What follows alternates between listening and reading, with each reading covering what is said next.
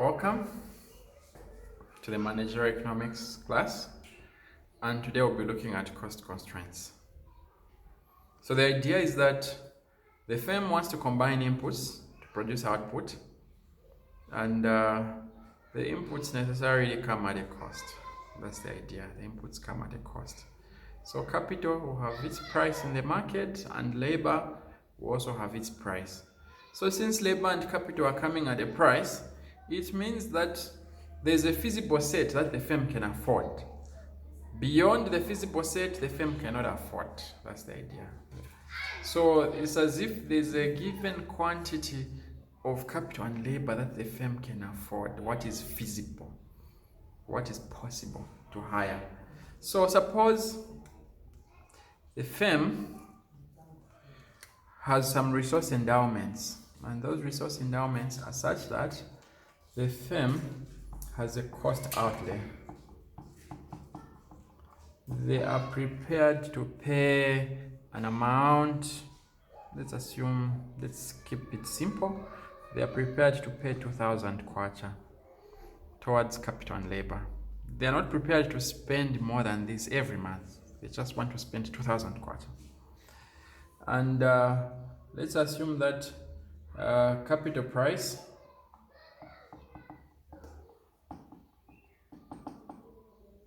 the price of capital is let's assume 100 kwacha, and let's assume that labor is prepared to work for 50 kwacha, and the firm is prepared to spend a maximum of 2,000 kwacha. That's their resource endowments cost outlay that they're prepared to spend every month. Then is it possible to track the quantities of capital and labor the firm can afford? So before we track, then we shall call K to be represented as capital units and L as labor units. So in this context, if we want to know the total cost, we know that the cost outlay is 2,000. Now, if the firm is prepared to spend 2,000 on capital and labor, then the idea is that this cost out there will be equal to price of capital, which we are calling PK, this one, by capital units, plus wage by labor units. So in this context, we know PK is 100. So it will be 100K plus labor 50L is equal to cost outlay 2,000. So this is just cost outlay expenditure relationship we have specified. Now, when we're looking at cost constraints, what do we want? We want the idea of isocost. So what is this isocost? This isocost is a schedule that gives us different combination of inputs that we yield us the same cost. So in this context, 2,000. So different combination of capital and labor that yields the cost of 2,000. So how can we find the iso cost from this relationship? So I have to specify this relationship to say K is equal to something. Remember, in our graph, we've been putting capital this side and labor this side. So if I go by that, this is dependent, this is independent on the horizontal. So if I put this specification where I make K a dependent variable, it's going to be 100K is equal to 2,000 minus 50L. I've simply rewritten this to make capital the dependent variable. But I don't want this 100 this side, I just want the K. So what do? On the left side, we divide by 100 so that we remain with K. And then if we do that, the same must happen. 2,000 divided by 100, that would be 200. And then 50 divided by 100 that would be 0.5. So this which I have here, this is the isocost. Why? Sorry about that.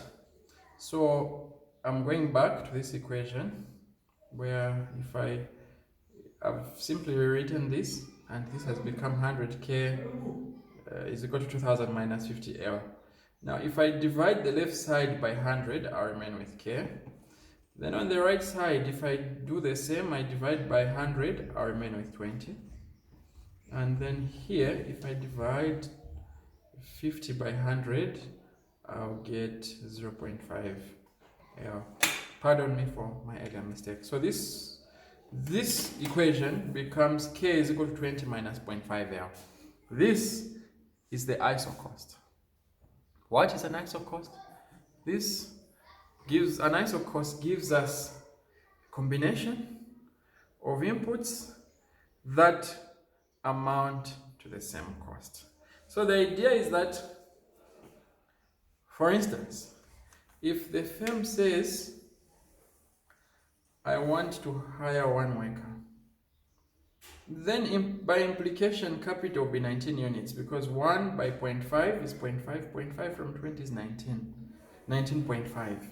So if K is 19.5 and labor is equal to 1, if I get these units and plug them into the expenditure framework, where I know that price of K by K, price of labor by L, it should give us 2000.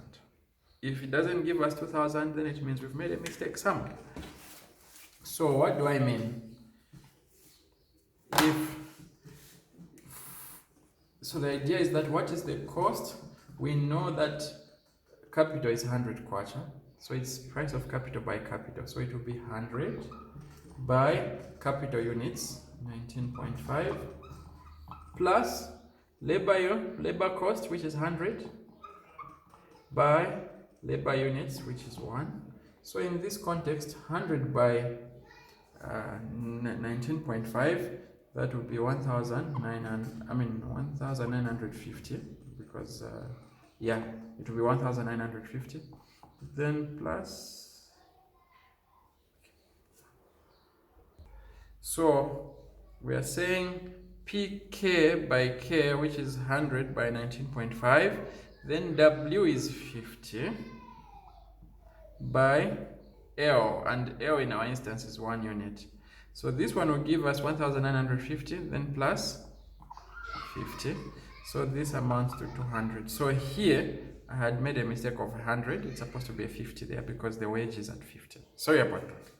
So this gives us 2000. But suppose labor is 2 units. If labor is 2 units, 2 by 0.5, that's 1. Capital will be 19. So if labor is 2, capital will be 19. You put 2 there, that will give us 1 from 20, 19. So if capital is 19, what gets to happen here? So here you have 19, and here you have 2. Here you have 2. And then this will become 100 by 19, 1900. 2 by 50, it will become 100. 19 plus 100, 2000. So what are we saying? We are saying that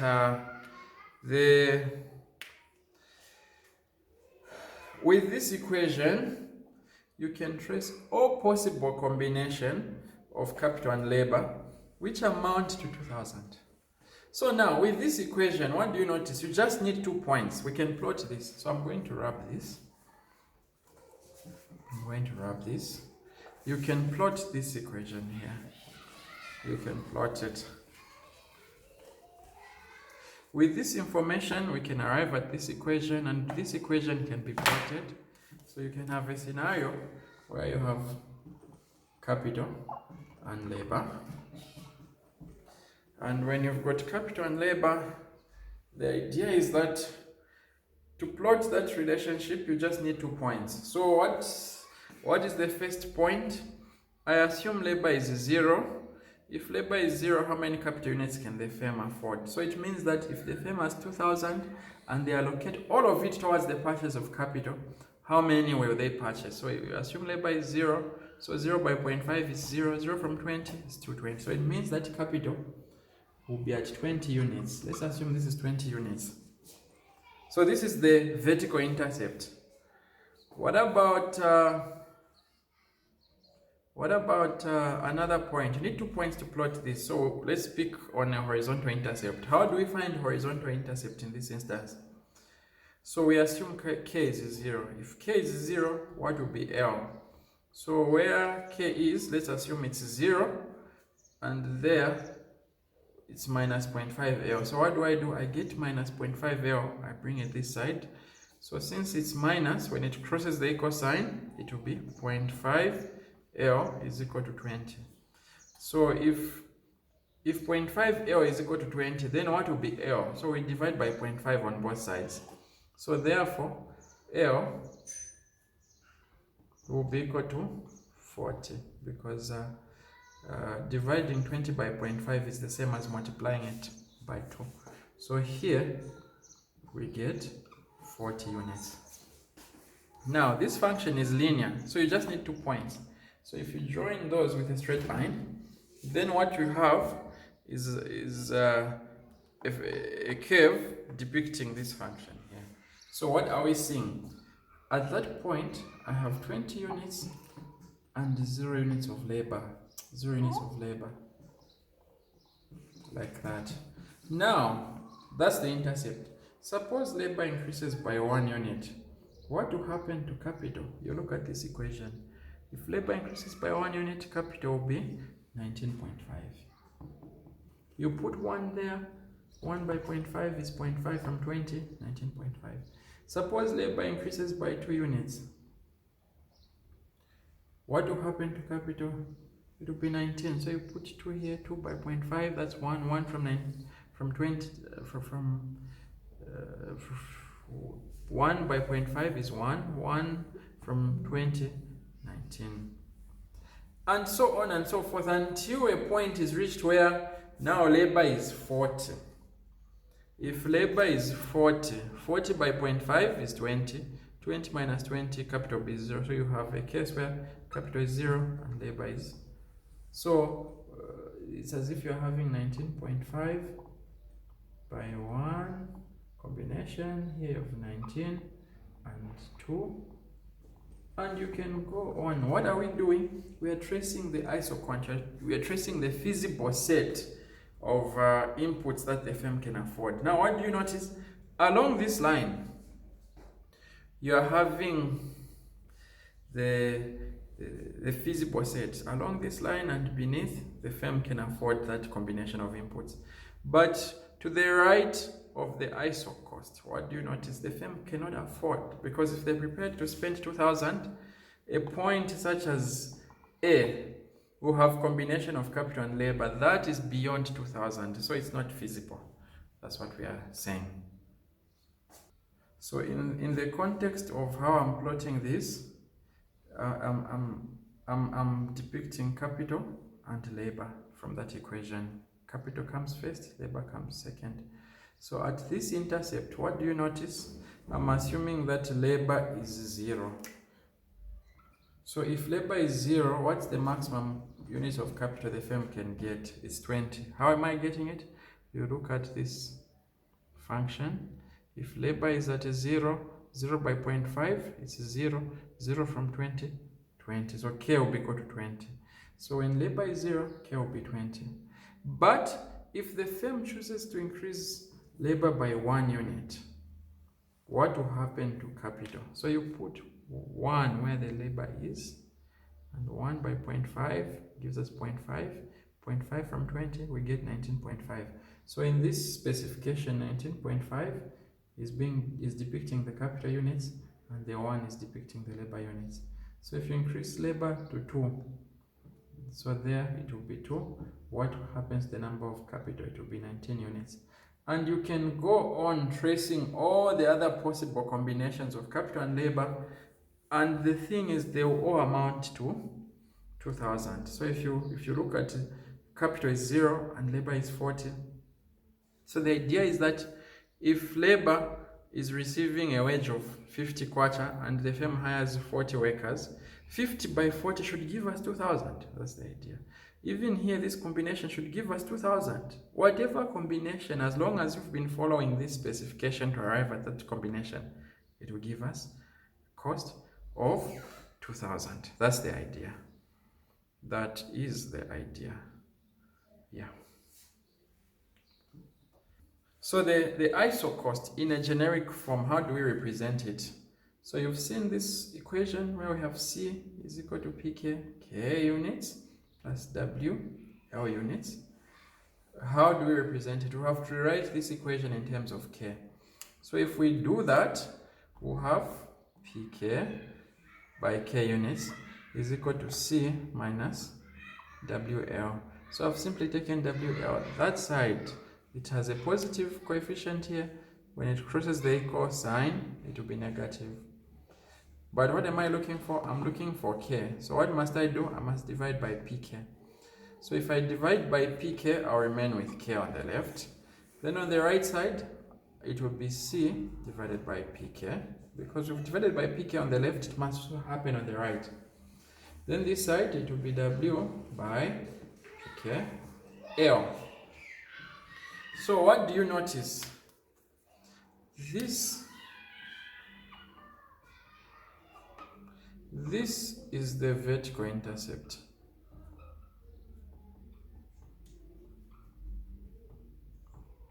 Then this is the horizontal intercept.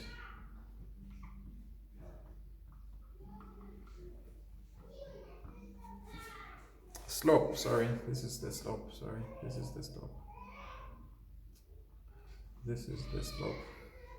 And then there's a horizontal intercept, which is within this equation, but it's not clearly coming out. How do you find the horizontal intercept? The horizontal intercept is C over WL. Let me write it in black. Horizontal intercept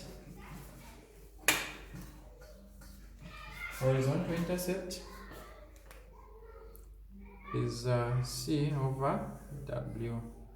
That's the horizontal intercept.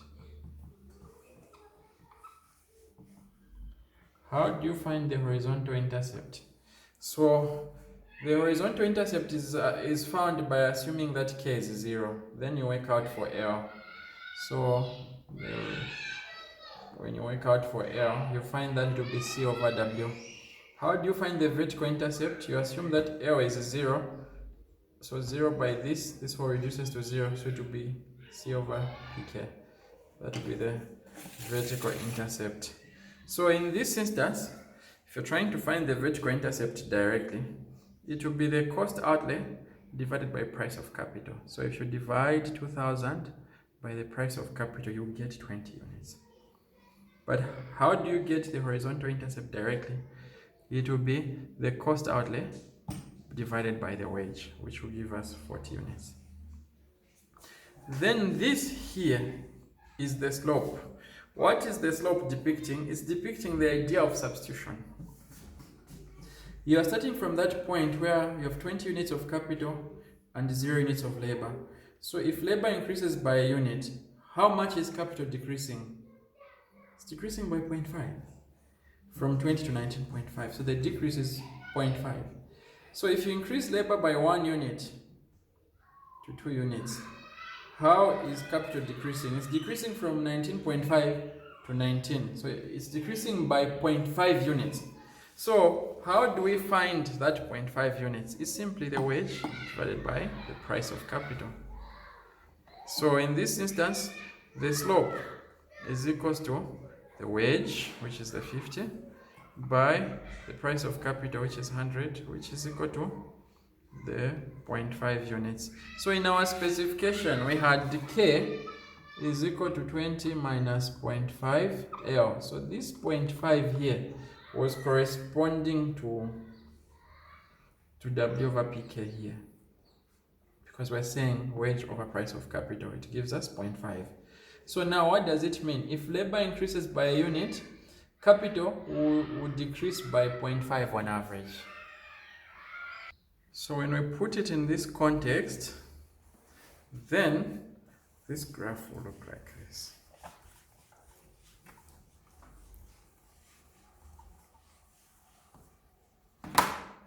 This graph will look like this,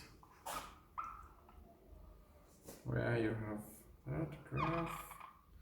We've already demonstrated that it's a linear function. So here it will be C over PK. So here you've got capital units. And then here it will be C over W. And then here we're saying that when labor increases by a unit, labor units,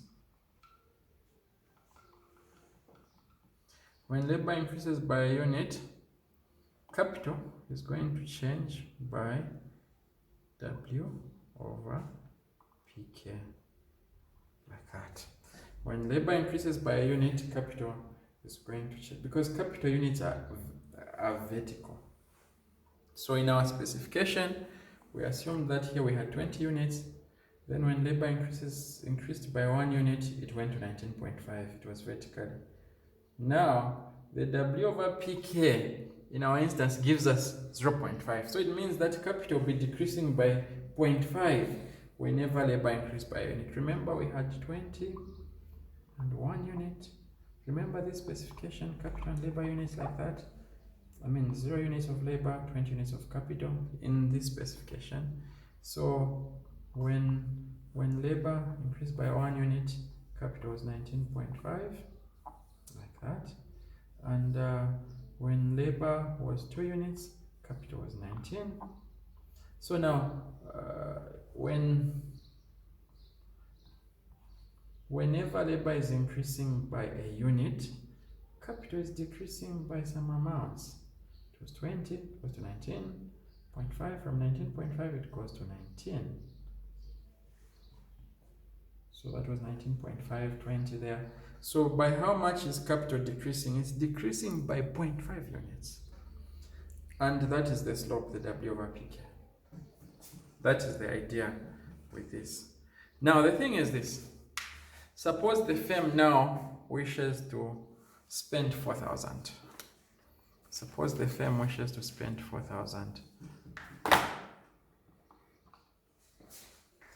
Is it going to affect the slope? That's the question.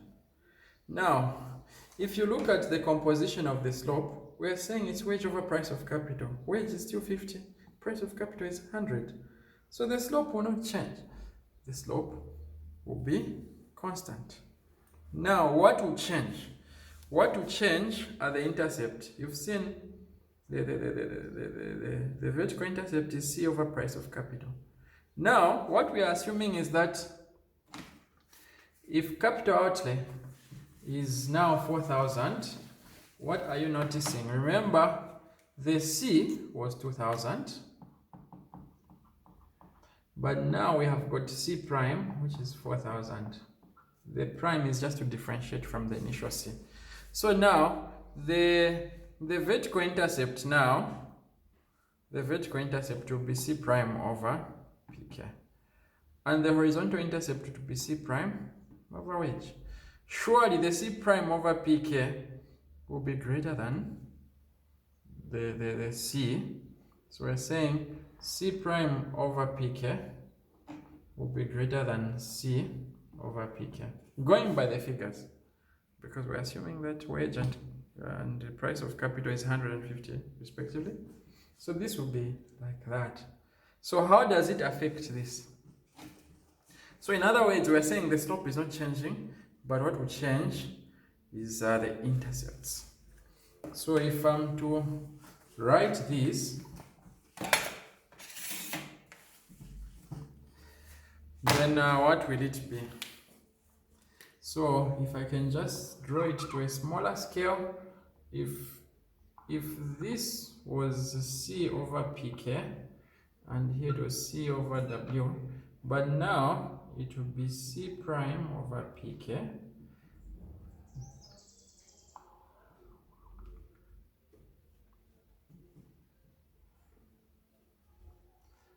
over C prime over W.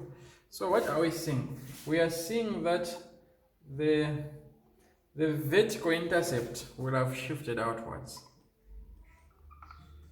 From here, the intercepts will have shifted outwards. Now you can afford more labor. Now you can afford to hire more capital. Why? Because we're saying the vertical intercept is C over PK in that equation. So previously, the vertical intercept was 20 units, but now it will probably be 40 units because this has doubled, but the price has remained unchanged. Capital labor, you could get previously 40 units, but now it will be 80 units because the C prime is 4,000. 4,000 divided by 50 should give us 80. That's the idea. So the idea is that there will be a shift of the isocost. Shift of isocost. There will be a shift of isocost. So when you increase the cost outlay, the isocost shift outwards. But what happens to the slope? The slope remains unchanged. Why? Because if you write the new isocost, how is it going to be? So this new isocost the cost outlay of 4,000. So we're saying the isocost is equals to C prime over PK minus W over PK L. That's the isocost. So in this instance, it will be K. C prime is 4,000 over PK. PK is 100 minus W over PL. W is what? 50. PL is 100 L. So this becomes 40. This and that go, you remain with 40 minus 0.5 L. So this is the new equation for the isocost. It becomes 40 minus. Now if you check the slope, it's still 0.5, just like in the original equation. This one was 20 minus 0.5 L. So what has happened to the slope? The slope remains unchanged. When does the slope change? The slope will change only when the wage or the price of capital, sorry, I wrote PL, or when the price of capital changes. If any of those, if there's a change in the relative price ratios, then the slope will change. But in this instance, there's no change in the slope. So we talked about the shift. So we've noticed that when the cost outlay increases, the isocost shifts outwards. Now, suppose there's a change in relative price. So we said C was equal to 2,000. Then price of capital was 100. Wage was 50.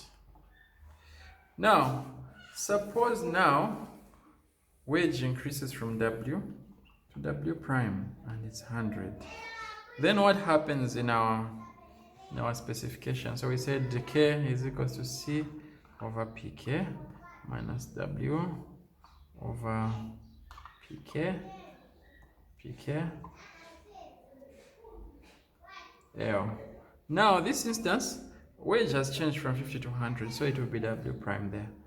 So it will be K, therefore this over that is 20.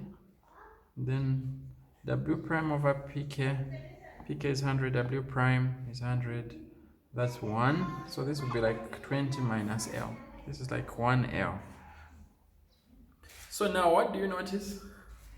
Previously, we had a function where K is equals to 20 minus 0.5 L. But now it is 1 L. So it means that when labor increases by 1 unit, capital will go down by 1 unit. Previously, when L increases by a unit, capital come down by 0.5 units.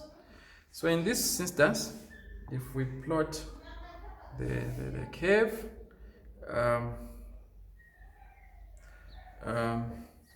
previously we had a function like this where we had 40, 20, and the slope was such that when labor increases by a unit, capital come down by 0.5 units. Now what you notice is that when wage is at 100, what gets to happen? The horizontal intercept is definitely affected. The vertical intercept does not change. It's C over PK. PK is 100, C is 200. It will still give us 20. But horizontal intercept will be C over W prime. C is 2000. W prime is 100. So it will also be 20. It will no longer be 40, now it will be 20. So let's assume 20 somewhere here. So if I join those 2 points, we'll have this. Now, what is happening to the slope?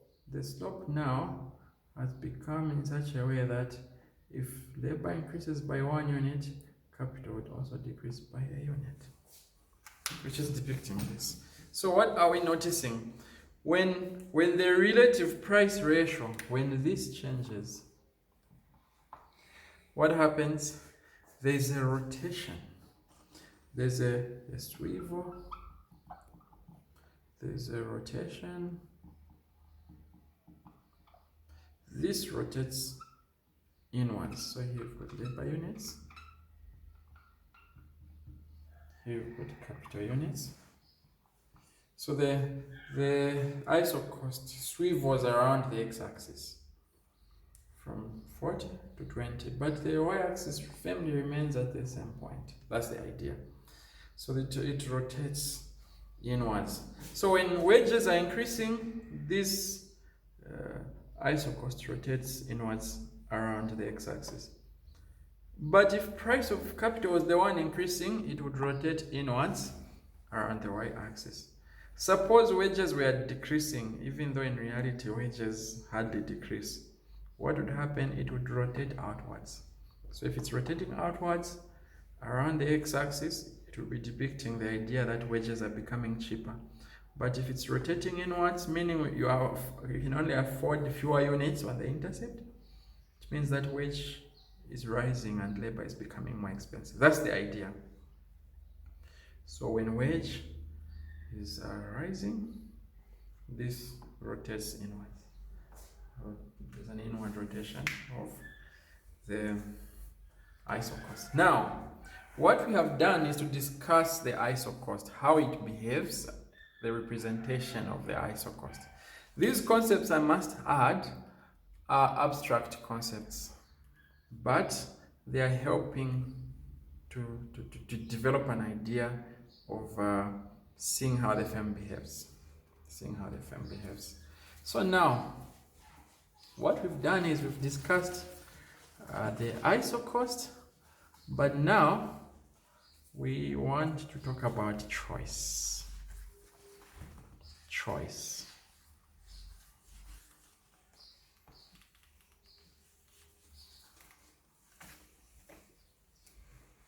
So the idea is that the firm wants to minimize costs.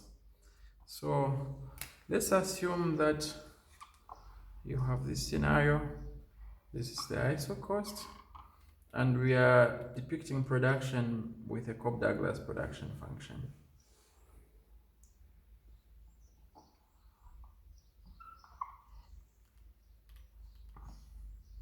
So here you've got capital units, here you've got labor units. So what is the idea? The idea is that the firm wants to produce output, and the output they're producing is being described by this Cobb-Douglas production technology. Now, for this output to be produced, the idea is that the firm must hire inputs, and there's a feasible set. So it's being described by that isocost. So now, what you notice is that for the firm to minimize costs, the idea is that minimization of costs is being depicted by this idea: slope of isoquant. So the rule for minimizing costs is that the slope of isoquant will be equal to slope of isocosts. Now, what is the slope of isoquant? So the slope of isoquant in the context of this Cobb-Douglas production function is the marginal rate of technical substitution. We talked about the marginal rate of technical substitution, and this marginal rate of technical substitution is influenced by marginal product of labor over marginal product of capital. That's then the slope of isocost. What is it? The slope of isocost, we are saying, is influenced by wage over price of capital. So the point at which these two slopes are equal is at that point. So at this point, we are assuming that the firm should have this much labor and that much capital. It's the one which will minimize the cost of producing this output. What do we mean? Let's call this point B. Suppose you think of it in terms of isoquant when you are at point A. What is the idea? You can have a combination of capital and labor at A, and it will yield you the same level of output. Let's say 100. When you're at point B, you have this combination of capital and labor, and it will yield you the same level of output of 100. Now, when you think of it in terms of cost, which one is cheaper? When you look at point A is outside the iso cost. So it means that the combination of capital and labor is much more costly than what is, it's not affordable. So since it's to the right of the iso cost, it means that it's a more costly combination and it's not affordable to the firm. Now, if you look at point B is falling along the iso cost, so it means that it's feasible. So this combination of capital and labor, the firm can afford it. Point A is unaffordable, point B is affordable. The same can be said about point C. It's to the right of the iso cost, so it's not feasible. So it means that any deviation from point B, what is it doing? It's increasing cost of production. So if you want to minimize costs, what's the condition? Marginal rate of technical substitution must be equal to the price ratio of the inputs. So at this point, the firm should strive to have K and L combination of inputs. That's the idea. Of course, getting to this K and L is more experimental. Yeah, this is quite theoretic. So when the firm is in operation, they'll get to realize the right mix of inputs which minimize the cost of producing a given level of output, which may come as a way of experimental design. Yeah. So now what are we saying? If you have this scenario where the slopes are equal, we are saying this is minimization of costs. What does it mean? What does it mean? So we are saying the slope of isoquant is marginal product of labor over marginal, is determined by these productivities. The slope of isocost is W over price of capital. So now, what does it mean? So the idea is that I can cross multiply this. So this will give us marginal product of capital by wage is equal to marginal product of labor by price of capital. Then I can divide by wage and price of capital. So what will happen? I'll have marginal product of capital over price of capital is equal to marginal product of labor over price of labor, which is wage. So what does this tell us? Price of capital is in dollars, is in kwacha, or some unit of currency. So if I spend 1 kwacha on capital, I should get the same extra output as when I spend 1/4 on labor. That's the idea. So at this point, what is achieved is that $1 spent on capital is getting us the same marginal product as 1/4 spent on labor. That way, it means that costs are minimized. But if you can get more output, $1 spent on labor, if it's getting you more output than $1 spent on capital, what will you do? Hire more labor and lay off capital. That's the idea. That way, you'll be minimizing costs. Once this condition is attained, it means that costs are minimized, and that's what's happening at that point. So this optimal point actually implies that $1 spent on labor is getting you the same extra output as $1 spent on capital. So thank you very much for being with me in this lecture. We will see you in the next lecture of cost analysis.